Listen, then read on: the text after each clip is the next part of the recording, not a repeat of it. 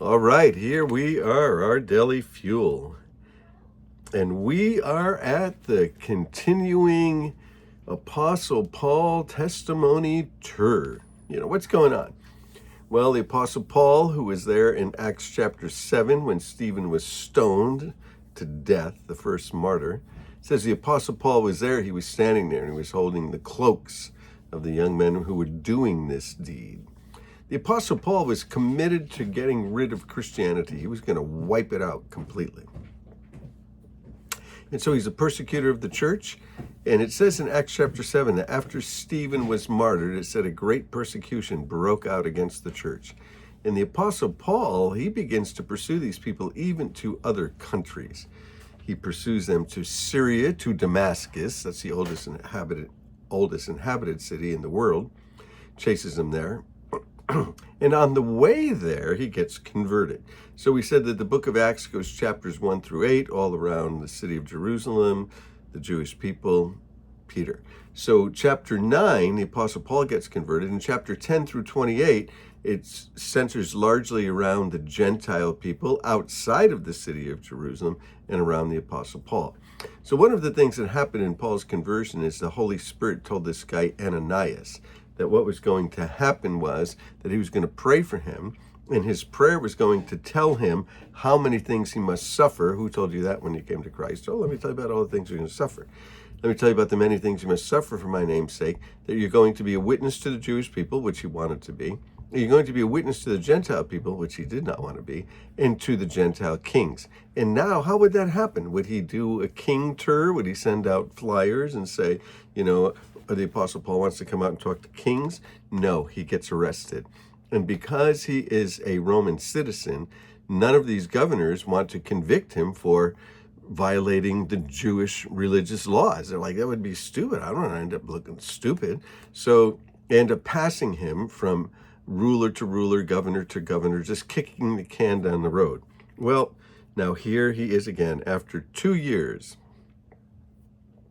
It says 3 days after arriving in the province, Festus went up from Caesarea to Jerusalem, where the chief priests and the Jewish leaders appeared before him and presented their charges against Paul. They requested Festus, as a favor to them, to have Paul transferred to Jerusalem, for they were preparing to ambush him along the way. These guys already tried an ambush plot. They were going to ambush Paul and kill him. And so now they're trying it again. These guys like to kill people, these religious leaders. Festus answered, he said, Paul is being held at Caesarea, and I myself am going there soon. So let some of your leaders come with me, and if the man has done anything wrong, they can press charges against him there. So after spending 8 or 10 days with them, Festus went down to Caesarea. The next day he convened court, and he ordered that Paul be brought before him. When Paul came in, the Jews that had come down from Jerusalem stood all around him. And they brought many serious charges against him, but they couldn't prove them.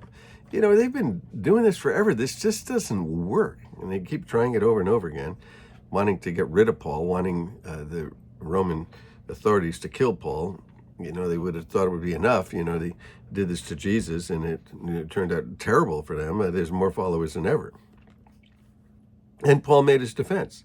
He said, I haven't done anything against the Jewish law or against the temple or against Caesar. I haven't done any of that. And Festus, wishing to do the Jews a favor, said to Paul, are you willing to go to Jerusalem and stand trial before me there on these charges? And Paul said this. Remember, Paul's a Roman citizen. Paul said, I am now standing before Caesar's court, where I thought I ought to be tried. He's a Roman citizen. He's exerting his rights. He said, I haven't done anything wrong to the Jews, as you yourselves know very well. If, however, I'm guilty of doing anything deserving of death, I don't refuse to die. But if the charges brought against me by these Jews are not true, no one has the right to hand me over to them. I appeal to Caesar. This is the same as appealing to the Supreme Court, except you're going to Caesar now. And this is a problem because none of these governors want to send him to Caesar's and look dumb that they're sending this prisoner all the way to Caesar for doing nothing except not being a good religious boy. And after Festus had conferred with his council, he declared, "You've appealed to Caesar you're going to go." Well, a few days later, King Agrippa and Bernice arrived in Caesarea to pay their respects to Festus. These guys were all just, all the political game, and since they were spending many days there, Festus discussed Paul's case with the king. And he said, "There's a man here whom Felix left as a prisoner. And when I went to Jerusalem, the chief priests and the elders and the Jews brought charges against him and asked that he be condemned. I told them that it's not the Roman custom to hand over anyone that they have faced their accusers and have not had an opportunity to defend themselves against the charges. It's the way Roman law worked. When they came here with me, I didn't delay the case, but I convened court the next day and ordered the man be brought in," speaking of Paul. When his accusers got up to speak, they didn't charge him with any of the crimes that I expected. Instead, they had some points of dispute with him about their own religion and about a dead man named Jesus whom Paul claimed was alive. I love that. I was at a loss how to investigate such matters, so I asked if he'd be willing to go to Jerusalem to stand trial there on these charges. But Paul made his appeal to be handed over to the emperor's decision, and I ordered him to be held until I could send him to Caesar. And then Agrippa said to Festus, "I'd like to hear this man myself." He replied, "Tomorrow you can hear him." So now everybody, all the rulers, all the governors, all the muckety-mucks, Paul's going to get to testify before all of them. And so verse 23, I love this introduction here, and we'll get a little bit more into it tomorrow in chapter 26. Next day, Agrippa and Bernice came with great pomp, all dudded up,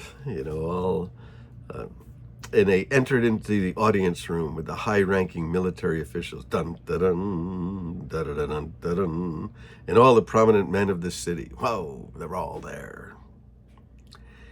Paul loves it. He wants to testify before all these guys, and this is what God said would happen to him in Acts chapter 9. And he brought him in, and King Agrippa and all who are present with us, you see this man.